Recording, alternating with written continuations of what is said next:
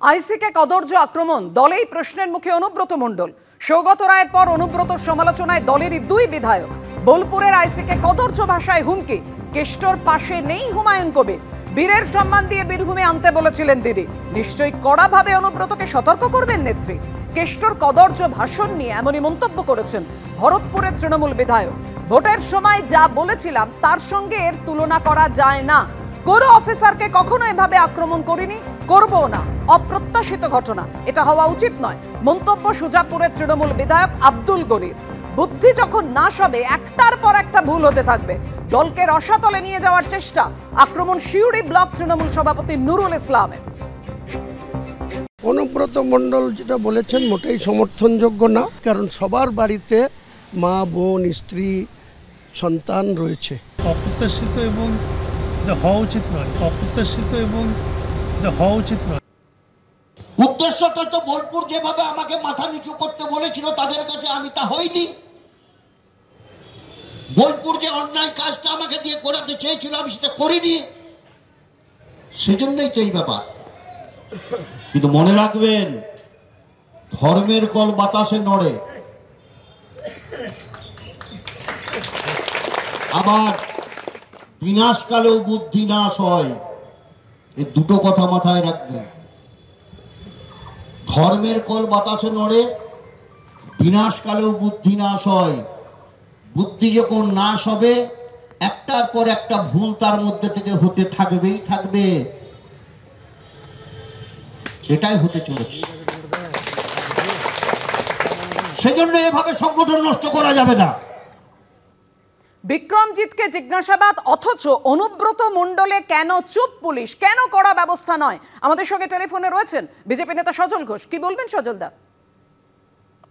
মমতা ব্যানার্জি বলেছিলেন যে কি করেছে কেষ্ট, গরু চুরির অপরাধে তাকে যখন ইডি সিবিআই ধরে নিয়ে যায় তারপরেও এই কথা বলতে পারেন। পুলিশ যখন পুলিশের গাড়িতে বোম মারার কথা বলার পর যখন মমতা ব্যানার্জি বলতে পারেন যে ওর মাথায় অক্সিজেন কম যায়, যখন ফিরাদ হাকিম বলতে পারেন বাংলার বাঘ, বীরভূমের বাঘ, যখন মমতা ব্যানার্জি বলতে পারেন একটা কেষ্টকে ধরলে লাখ লাখ কেষ্ট জন্মাবে, সেরকম আরেকটা ছোট কেষ্ট জন্মেছে, কলির কেষ্ট জন্মেছে।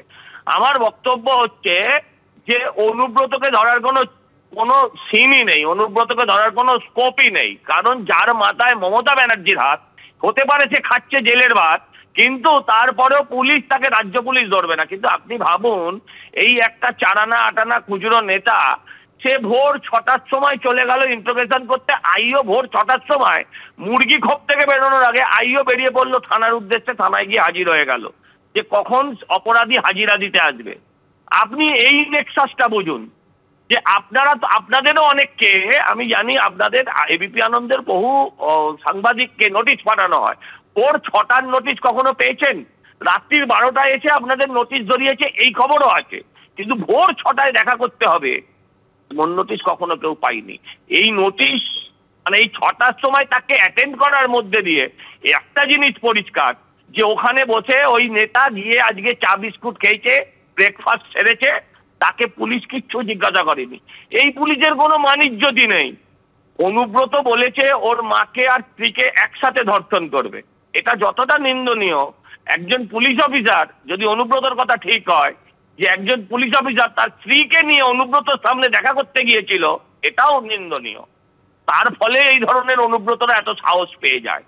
পুলিশ ধোয়া তুলসী পাতা নয়। পুলিশ নিজের পোস্টিং আর নিজের তোলা, এগুলো তুলতে গিয়ে নিজের ধর্ম, জাত সমস্ত কিছু তুলে ফেলে দিয়েছে। এই পুলিশের সঙ্গে এটাই হওয়া উচিত। ধন্যবাদ সজল দা।